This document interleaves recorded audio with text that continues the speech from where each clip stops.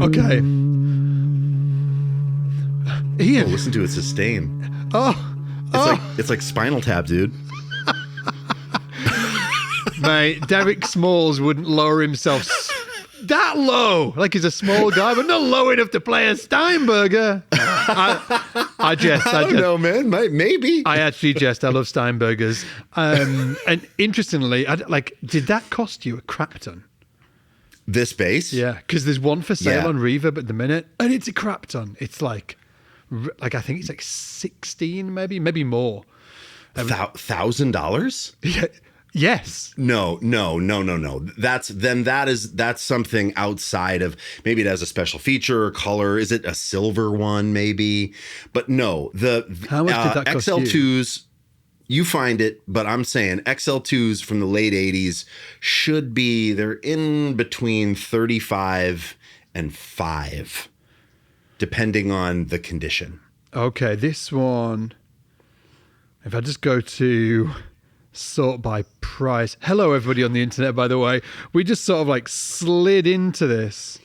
I love how you're starting this by just going on Reverb, dude. Okay, yeah. Steinberger XL2 1996. W5, though. Is it a 5-string? It is, yeah. 17,939 pounds. Pounds! That's a lot of cheese, man. That's a lot of freaking cheddar. Anyway, dude, should we, obviously in this video, we're going to be talking about the cons, and we're going to be talking about the pros, and we're going to be sharing the players. But first of all, should we just talk a little bit about the instruments that we've got here? Like, do you need to, I was like searching, you were talking there, I wasn't actually listening to what you were saying. I was just like looking on Reverb. Do the people of the interwebs know what that bass is that you're holding right now? Okay, so this is a late 80s, I think an 88 Steinberger XL2, and love it or hate it, this is a very iconic design. Ned Steinberger designed this in the mid 80s, and it's all made out of a carbon fiber, I believe. And you'd think it'd be light, but it's not particularly light. It's pretty robust, no headstock. Look at that, right? So it tunes from the bridge. And when we say headless, we mean basses that don't have a headstock, right? And this was the first, if not the very first, it was the first one that became popular. And I'm talking a lot of people played these. This was a very sought after and popular model in the 80s and became synonymous with 80s pop music. Yeah. Was it the first headless? I'm not sure. Was it? If we don't know. Let us know in the comments. Was this the first headless bass, or was there one beforehand? We need Alan to look it up, man. Yeah. Alan! What was the first headless bass? And while Alan's doing it, you let us know in the comments. Let us know if you're as bass nerdy as we are. But yeah, and which players? Because I can remember seeing them back in the day, but what players used those? Geddy Lee went through a Steinberger phase. He played it on Grace Under Pressure, Rush record. Robbie Shakespeare played a Steinberger. Sting with the Police even played a Steinberger. John Taylor with Duran Duran played a Steinberger for a little while. I mean, there's a lot. And it wasn't just fringe artists. It was big, huge artists. Yeah. And, David Rhodes played a Steinberger guitar with Peter Gabriel, for instance. You're multitasking. I see you. Alan was telling me that it was 1977 Steinberger. Ned. Whoa, no way. Thank you, Alan. Wow, 77. 77, That's crazy. So he was so he was doing that at the same time he was working with Stuart Spector. Yeah, I was about to say, and he obviously worked with Spector as well, didn't he? And so so many of you will have seen the thumb, the Warwick thumb, or the Spector NS2, is it? That body shape? Warwick Streamer. Streamer, not the thumb. The Streamer. Yep. Ned Steinberger designed the body, right? The body shape of the Spector NS2. Yes. Yeah. That then Warwick licensed, and there was drama, which we talked about in a previous episode. But yes. Absolutely. Yes. And in terms of to make a correction, also, there was a bunch of folks on Talkbase that got so upset. Apparently, there were never any threads that were shut down about that. About the controversy But wait a between minute. Spectre and Warwick. But wait a minute, there was like 1,000 other threads on Talkbase shut down. Maybe so we got Maybe the so. thread wrong. We're sorry. What about the 10,000 other threads that were shut down? We were there. Anyway, in terms of the sound of that, can you just give people a glimpse of it? Because it's got a couple of really interesting sounds. Yeah, for sure. So this is both pickups on full. It's very like, it has a thing and it rings. I mean, it really does have crazy sustain. It has, pickups. Here's the neck. Here's the bridge. Yeah. And then it has this tilt EQ control, which is really cool, which will make it either like really bright or super bassy. Exactly. Just blowing up my preamp. And right you now. were mentioning Robbie Shakespeare before, who's like reggae legend, Right. and he played one of these, right? And we were, Right. we were talking about. I wonder if that's why he actually gravitated towards that bass, because of that incredible dub sound you can get from it. Yeah, you've got this knob that you can just turn, and immediately it's like Outrageous. I mean, it's like totally wild. So yeah, a wide range of tonal options and like a really, really nice instrument with tons of sustain and like a very modern look, or modern in the late 70s to 80s, right? Now it's kind of like quaint. It's like, oh, look, a Steinberger. Yeah. But back then it was like, whoa, revolutionary. Maybe the best travel bass of all time as well, other than the sort of like the short scale ones. But we'll talk about that in. You're talking pros right now, baby. Later in the video. Before we move on, also I want to give a shout out to this bass as well. It's an absolute killer. Check out this B string. Yeah, it's beautiful, right?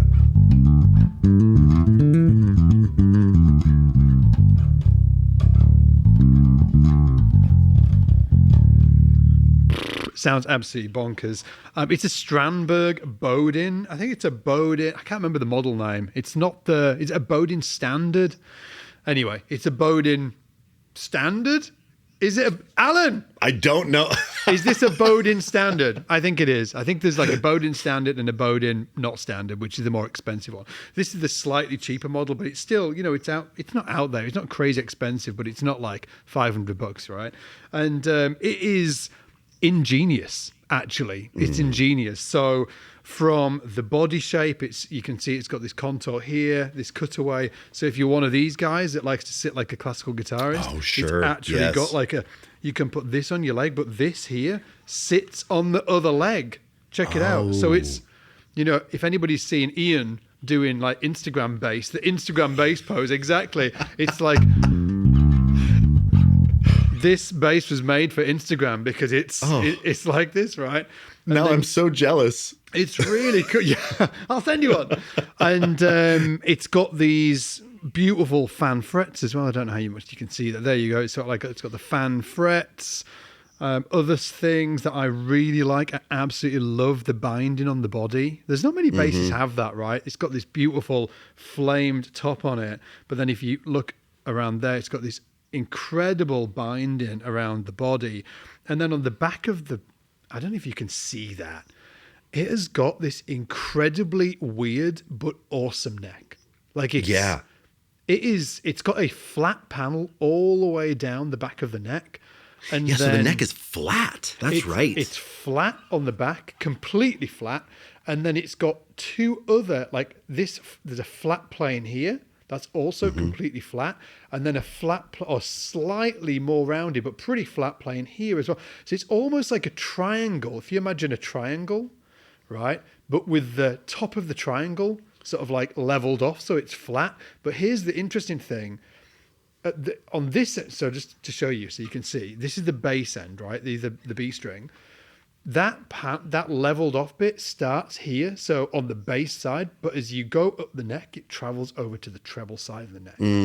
So it's trapezoid, dude. Trapezoid, right? Yeah. It's really, really incredible. It's obviously, we're here to talk about headlesses. It's headless. It's got this really, it's got this really cool bridge system here as well. It's just a really awesome bass. And I've been loving playing. I actually was quite disorientated by the fan frets. I will say that, like, where am I with fan frets? I love them and I hate them at the same time. I love them when I'm down here, you know. But when I'm up here, it's just a little hard to play the chords that I like to play because my hand has to go like backwards like this kind of thing. Right. And I've seen guitar players like Plini. We've got some great clips of Plini and Simon Grove that we'll be showing later on. He ain't stopping Plini, but I'm not sure right. that the fan frets are at a different angle on a guitar. Maybe it's because it's a shorter scale length. The fanning isn't as extreme. I'm not sure. So who knows? Again, if anybody knows about that, let us know in the comments so everybody can, you know, share from your knowledge. And just to put it out there as well, you can actually win this bass right now. We're giving away this actual very bass. That's right. Yeah, I forgot about that. That's going away. Yeah, we're giving it away. We're doing a huge bass giveaway now. We're giving over like $30,000 worth of bass gear. This bass here. We've got this beautiful Manet 6-string down here. We've got like a bunch of basses around here. Again, $30,000 worth of bass gear. It's completely free to enter the giveaway as well. No strings, completely free to enter. All you need to do is go to winabassbuilderschool.com. Again, winabassbuilderschool.com, and you'll be able to enter for free to either win this or one of these other incredible basses as well.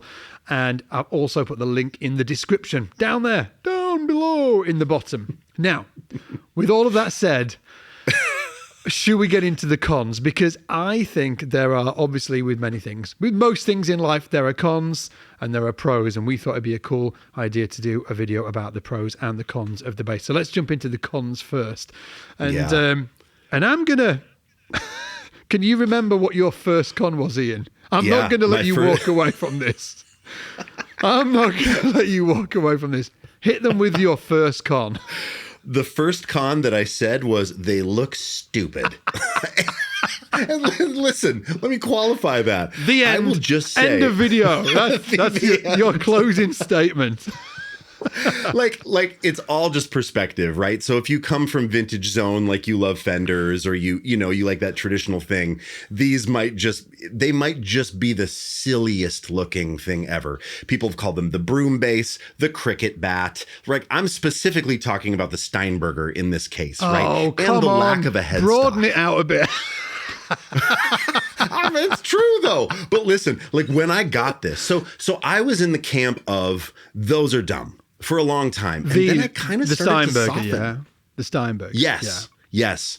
And I sort of started to soften over the years. And then I was like, oh no, I kind of see it differently now. I see it more as a classic. But there was an era for me that I was like, no way. And I will say when I got it, right, I was like all excited. I was like, ooh, and I was playing it in the living room. And I remember my wife walked in and said, okay. She was like, okay. That's the dumbest looking bass you have. I mean, and look, you can't say nuh-uh because people have tastes, right? Look at this thing that comes out that you put the strap on. I mean, and this little thing here that flips out so you can put it on your leg. I mean, it's mired with weird, quirky things that I happen to think now are really charming and cool and sort of part of the bass lineage. But there was a time that I was like, they just look ridiculous. They look ridiculous. They look pretty wild. I've softened, but that was the first thing that came to my mind, actually. I was a massive Alan Holdsworth. Well, I still am a massive Alan Holdsworth fan, right? And he actually used to play a Steinberger, like the guitar version of that bass. Yeah, so sure. I didn't have that. I think because I was like a massive fan of Alan, and that made me a fan of the Steinberger guitar. I don't think I had that sort of like visceral kind of like when I saw the bass. But I'll tell you what, I do wonder, because it's kind of like, it's obviously sounds great. I wonder if there's anybody out there like pro players, and please, if you are a pro player or know of a pro player, we would love to hear from you in the comments down below. If you are like have had like a large part of your career or like as a pro or semi-pro where you've played that bass, because I think it's pretty wild. It's a wild looking bass, but it sounds great. So I want to know if there was anybody out there who was just like, I don't care. I don't care what people think. I don't care what my wife thinks about this bass, whether it's stupid. I'm going to play it. I've got this kind of obsession about finding out about weird basses that were used on cool recordings and stuff like that. I'll tell you a weird one. Little side note, not a Headless, but the bass on Wicked the musical. It's got a great score, and the recording is fantastic, and the bass on it is incredible. It's a Travis Bean. Oh yeah, those aluminum neck, man. Aluminum neck on it. Yeah. I don't mind the aluminium, dude. Bring it all day long. It's fine. Say that again. Aluminium. Say that again. Aluminium. Is that what you say? No. Aluminium. Oh, maybe the aluminium. Yeah. Aluminium. That'll do. Okay. So the first con is they look stupid. I'll take the second con. Con. Which is interesting because this bass here doesn't suffer from it, which is shout out to Strandberg, obviously, and I'm sure there's other people that have got around this as well. But restringing headless basses can really suck. It's just weird, right? And it's like, yes. Should we combine these two, like the restringing and getting strings? They're kind of combined, aren't they? In general is something you have to consider. Yeah. Absolutely. Because on that bass that Ian's holding, you can't put regular strings on it, which means if you cannot. Now, you can buy some, I think, like an attachment that goes here that you replace the old original nut. But these have double ball end strings that actually Labella, there's other companies that make them, but I think Labella has the like legit Steinberger strings. And they have a small ball end that goes here. And then the bridge, it's actually really cool. You just flatten the string as far as it will go. And this little claw comes out. I'm trying to get it in my monitor. Like a little mini here. hand. This almost like a little Lego hand. Yeah. Oh, yeah. Comes out like this, and you put it in and then you tighten it up. What, the ball end? You put the ball end in the little, the Lego hand. Yeah. So, I mean, you could talk pros with this too, right? There's no string cutting. Right. It's just the string is already cut to length. You just tune it up to pitch. Hey, and then it's not, you're not trying to wind it around the post, but you got to have, for this design, you have to have the double ball end strings or make some modification to the bass. Yeah. Yeah. And that's like just something to consider. We're considering it a con. Yeah, I think it's a con. Like when I've looked at headless basses before, I'll get to my pros in a minute, or our pros in a minute. Like I'm not going to reveal the pros, but I have considered getting a headless bass in the past. And one of the things that put me off was I was just like, I can't be done with the strings. I can't be done with this weirdness. I need to think about it too much. If I get caught without a string, I'm screwed. Right. So I don't want it. Saying that, just going to Strandberg, and I'm sure, again, there's other people that have solved this, with the Strandberg that you can win if you go to winnerbassbuilderschool.com. You can just use normal strings. So you can see the ball ends, or maybe, can you see the ball ends? Yep, sure. You put the strings in there, they pop out as normal, you take them up here, they go into this, you lock them in, and then you just snip off the ends.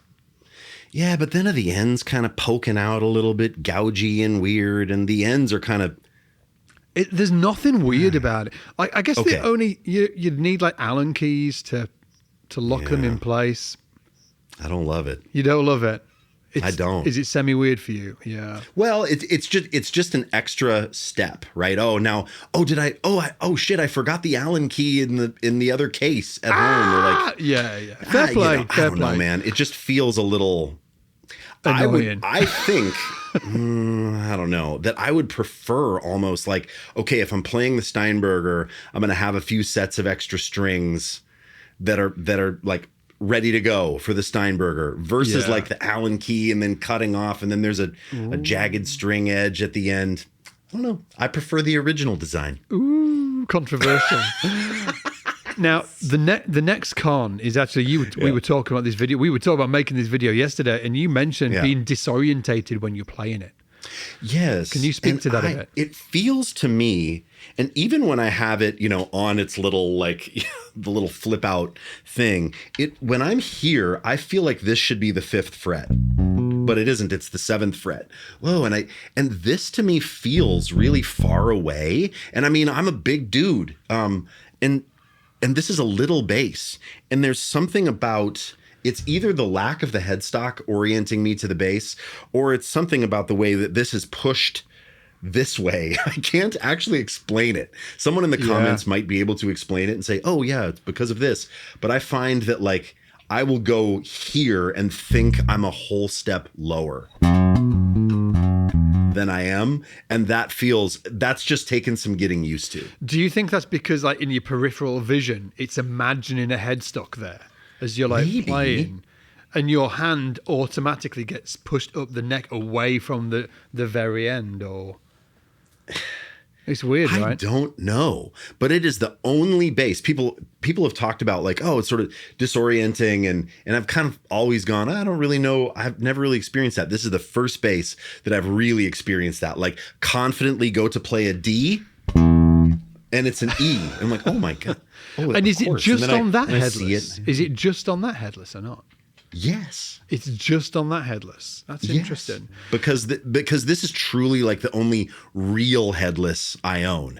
I mean, I own another thing that is, that you'll be seeing in just a second. Yeah. Is it a headless? Is it not? Yeah. I don't know. For me. Well, hold on though, dude. We did that video. We did a Spotify video. Yeah, we did a Spotify video. It was like ranking the top 10 Spotify, something like that. And I was really disorientated, and I didn't know whether it was the fan frets or whether it was the headless. But I can remember just like looking down and thinking, I have no Ian. Like, and we were recording it. You can go check it out if you want. It's pretty much because I barely play in the video. That's why. Because Ian would be like, oh yeah, it's like a 2-5 going. I'll be like, I don't know where the notes are. But it was so incredibly weird to me. Yeah. So I'm not sure whether it was the fan frets, but it absolutely could have been because of the headstock missing. It is. Well, it's weird, isn't it? Yeah. I mean, the combo too of headless and fan fret, that's a bit of a double whammy just in terms of if you're not used to it. Yeah. That's two very different design elements that you have to get used to playing a bass. True. Yeah. Now, the next con, this again was one that you brought forward, Ian, yesterday when we were planning this video out, is that all headless basses in some way, shape or form kind of look futuristic. Futuristic. Well, I was trying to do a play on that and I bombed. Futury. That's what I was looking for. Futury. Yeah, and this is different from the first one of like look stupid, which is a stupid statement anyway. But this is a little more niche down where it's like. That thing you said of like, hey, if you're a pro player and you've played one of these, because I don't care what my wife thinks, I don't care what my bandmates think, I don't care what the guys at the Blues Jam tease me about having the cricket bat. There's something about it that it never nods to classic retro nostalgia. Yeah. It is a very like line in the sand style instrument that is saying, I'm something new. And that could be a pro, but the con of that is like, I would have thought because of the innovation that it would have gone into other looks. Got it. But it hasn't really. And I'm sure somebody's going to say, yeah, there's a company that makes a thing that looks like a Fender that doesn't have a headstock. But if you think about the companies that make them, Strandberg, Steinberger, Kiesel. Yes, Kiesel, Lefay. Ibanez. Yes, Meta. Yeah. They all look spaceshipy or like they're trying very, very hard to not be Fender. And I think that keeps a lot of people away from discovering what could be the cons about them. Yeah. You mean discovering what would be the pros about them? Sorry. Yes. I think it keeps people from discovering the good things about a headless design. The pros. Yes. Yeah, I think like I'm the same because I've got like a real love for vintagey looking instruments and stuff like that. I just, even though I'm not playing one at the minute, but I've got the Relic P bass down here on the floor.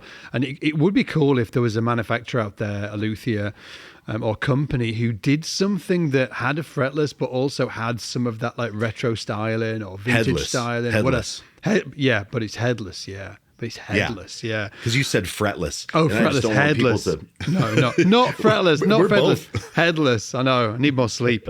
I'll tell you what. Too, dude. This isn't on my list or our list that we put together yesterday.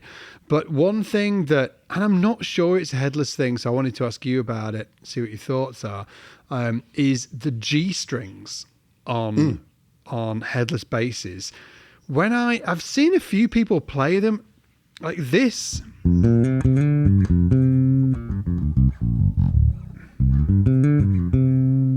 don't think this has got it. By the way, if you want to win it, winnerbasebuilderschool.com. Links in the description. I don't think this has got it, but on some like headless basses that I've been watching, when they play on the G string, it sounds a bit pingy and a bit meh.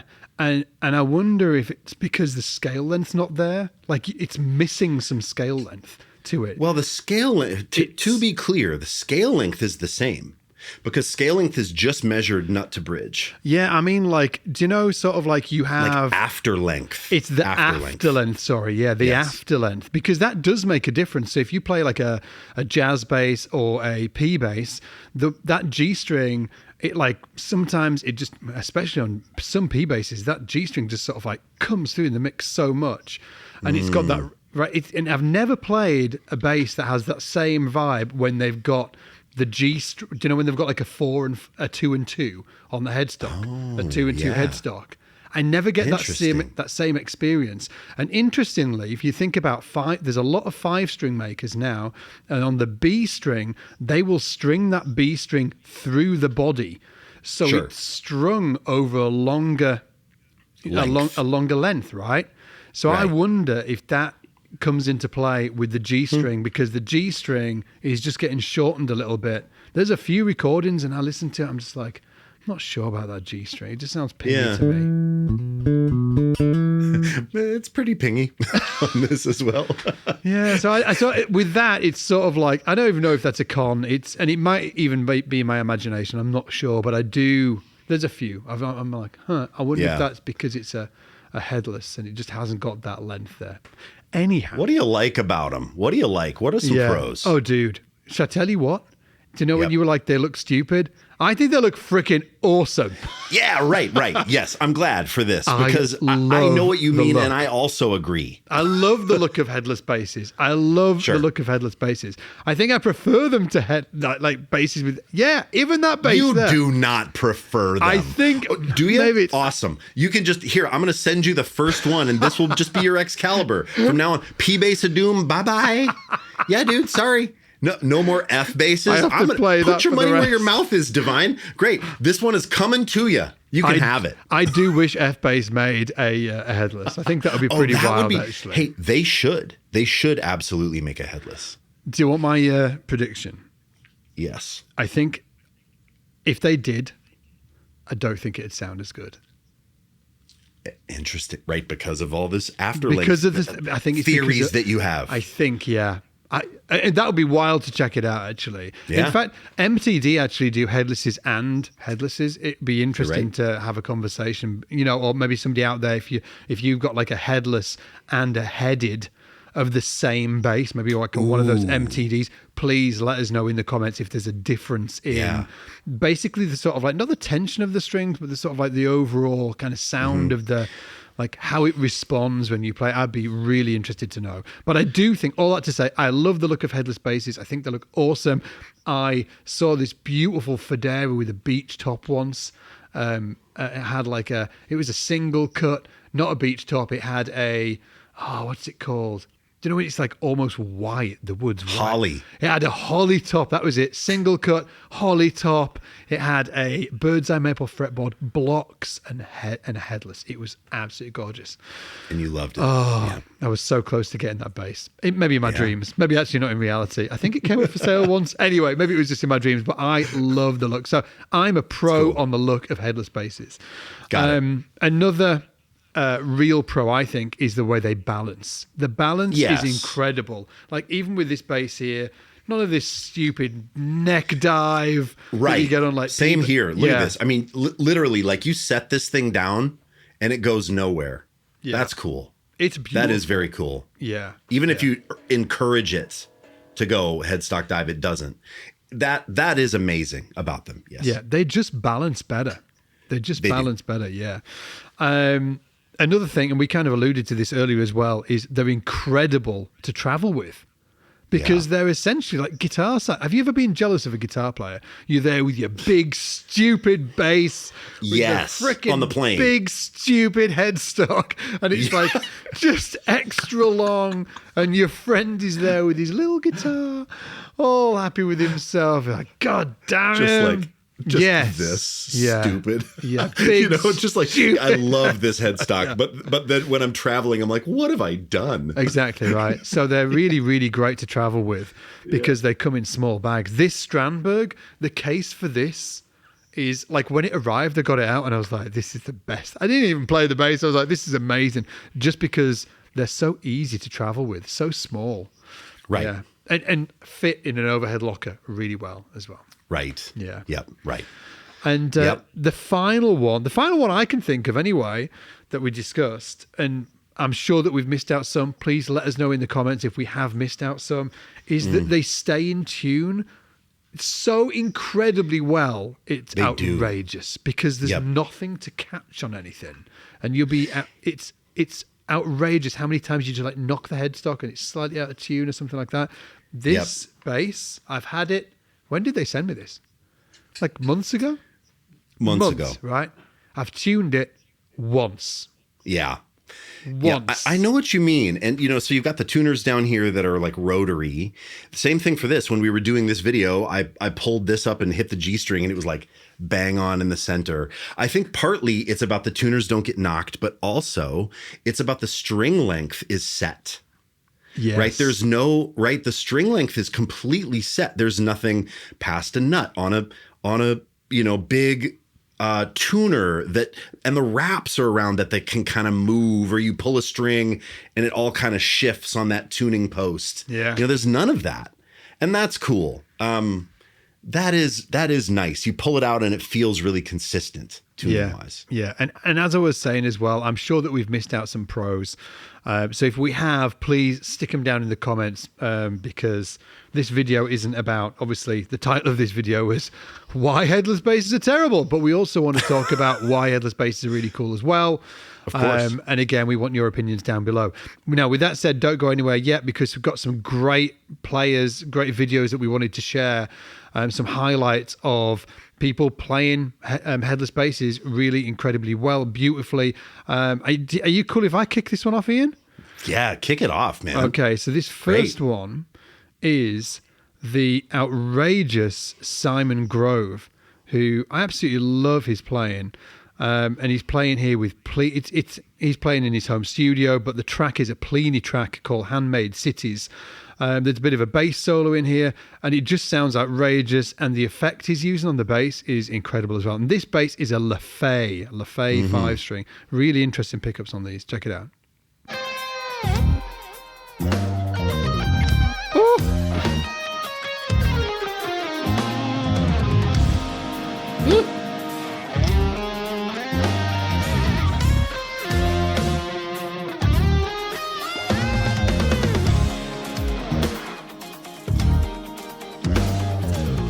It's such a great effect, that, isn't it?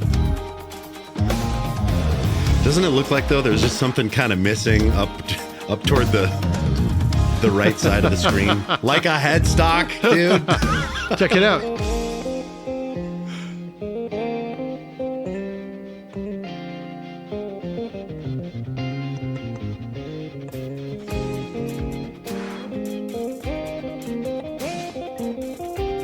Oh, yeah. I mean, he's a beautiful player. Yeah, Killer. He's great. Modern sound, very active. That like the low end there, boom. Yeah. It just sounds absolutely incredible, doesn't it? Huge. Yeah. Huge. That's cool. I've also got this great clip of Nate Navarro as well. Shout out to Nate. Yeah. Yo, Nate. And in this clip, the clip's not that, like quality-wise is a bit dodgy because I think it's just been recorded on somebody's phone, but I wanted to share it because he's absolutely killing it here. And it's with Devon Townsend as well, and I'm a huge fan of Devon, so check this out. It's absolutely killer.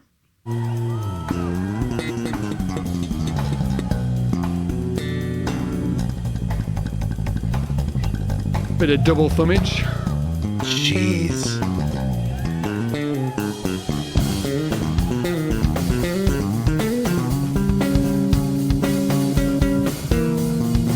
Check out, wait for the sweeps. Here we go.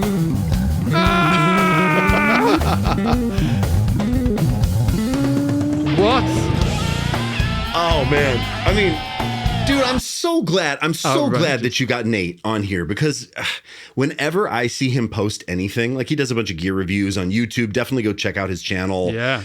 Anytime he starts out a gear review with some outrageous thing, and I'm always just like this. You know what I mean? Yeah, I'm just like, oh, I will never, like I have two feelings.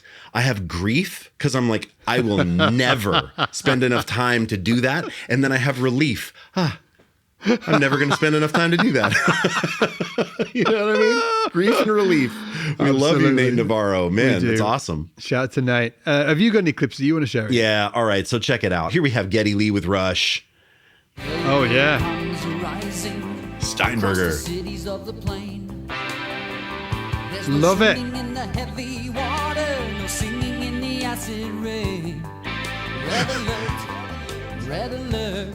Such a specific sound.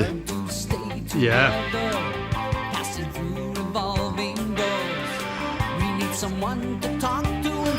I mean, blazers, scarves.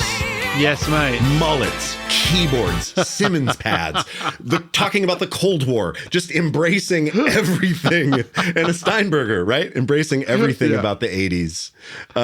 Here, let me show you another one. This is great. So, you've got Geddy doing it, but you also have Sting. Check this out. This is from Gateshead, England, July 31st, 1982. Oh, my word. Ready for this? About 40 miles from when I was born. Nothing cooler. The pants, the jacket, the Steinberger. 82. You seen this before? This is early. No, I've never seen it. And the confidence. Just watch how he starts this show.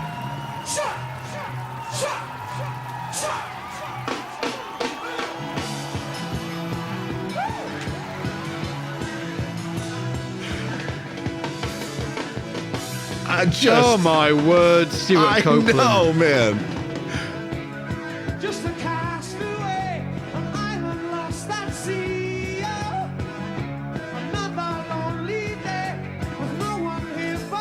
It almost looks like he has flats on it. Wow, that would be wild. I wish I could find out. Yeah, it would. I mean, and look, Sting is so cool. Like, Sting makes anything he touches cool. You know what I mean? Like, he's the only guy actually of all of these clips that I've seen with a Headless and thought, that's really cool. For whatever reason. I saw Geddy, I saw Simon, and no disrespect, I'm like, could use a little headstock, Last one. This is actually what made me want a Steinberg. I could say, oh, it's Geddy. Oh, it was, Stuart Copeland. But nope, it's Arif from Protest the Hero. Check this out. And it's not even because of the playing, even though he's an amazing player. But if you can see this retention bump, everybody goes back and watches this spot. Scott Devine, you ready for this? Go for it. Protest the Hero from Canada, Sequoia Throne. I don't know how to pronounce his last name, but I believe his first name is Arif. Check it out. Check this out.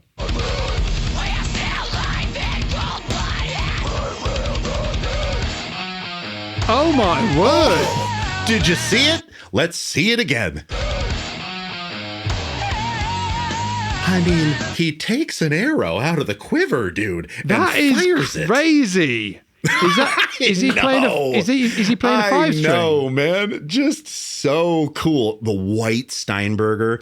So this is like from 16 years ago. And when I saw this, it was the very first time that I was like, taking something that was previously kind of uncool and putting it in a modern context.